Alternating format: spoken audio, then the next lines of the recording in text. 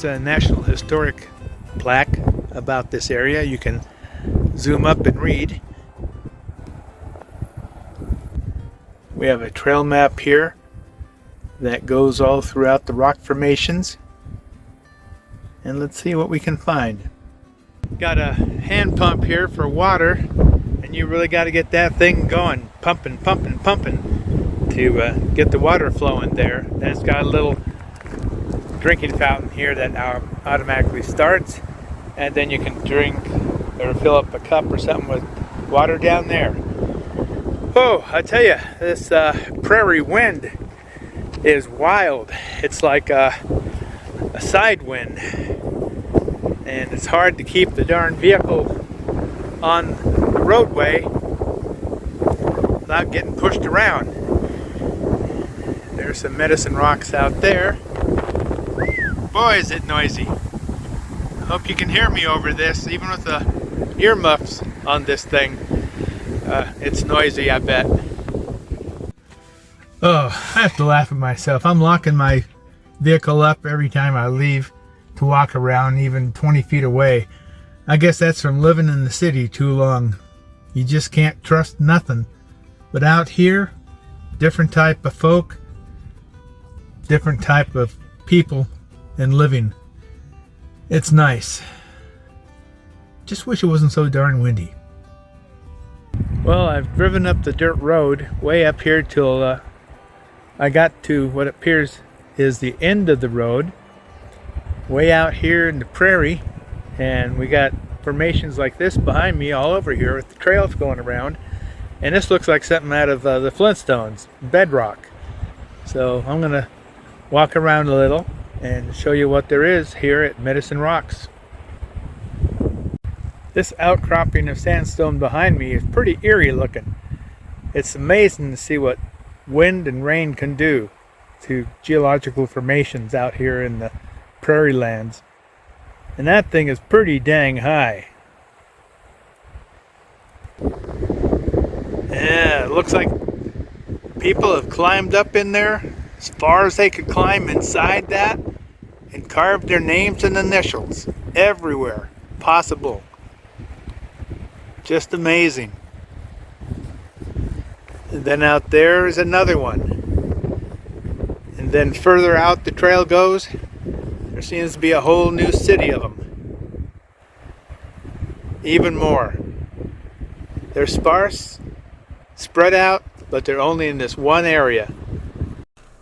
Jutting abruptly from the rolling grass and pine-covered hills of southeastern Montana are the sandy knobs and pockmarked pillars of Medicine Rock State Park. As the name implies, this site was one of big medicine, where Indian hunting parties conjured up magical spirits that helped to increase courage, strength, and good luck. Judging by the remains of prehistoric tools and weapons found here, this area was indeed popular with early nomadic people. During the late 1800s, even Theodore Roosevelt camped at Medicine Rocks. Now it's getting late in the afternoon. Time to head to our night stay at Tonge River Winery. Well, I'm in no rush today. Heading up to the next Harvest Host. There's hardly anybody on this highway. So rather than going 80, which is the speed limit out here, I'm just cruising about 60. There's a few people on the highway here. It seems like everyone's going the opposite direction I'm going, no matter where I go. I don't know if that's good or bad. But yeah, the girls are doing fine. Kate's over here in the passenger seat snoozing away, and Sarah's down below me. But this is definitely wide open territory.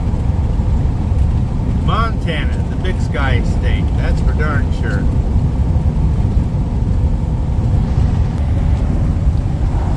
Well, one thing's for sure, you are truly out in the middle of nowhere here in eastern Montana Range Company. There is nothing as far as the eye can see but open range. Just kind of bring you across here, see what I I see.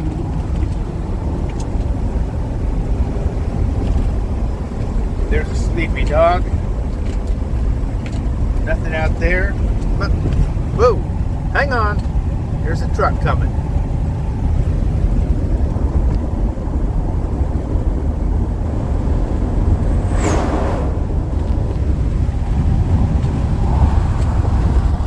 There's a lot of buttes and mounds. Kind of reminds me of the Badlands. But yeah, as far as you can see to the horizon, nothing. Just strangely shaped buttes and mountains and such. So, hope you like a cab's eye view of what you see over here. Here we are at Tonge River Winery here in Miles City, Montana. The couple that owned this and the guy that makes the wine has been making wine since he's 18, and he has a plethora of delicious wines. And this is one place I've been to in 3 years that doesn't charge anything for wine tasting, and I think it's because he knows his wines are great. And I bought 2 bottles already after the wine tasting, and I might buy another one before I leave. His wines are truly delicious.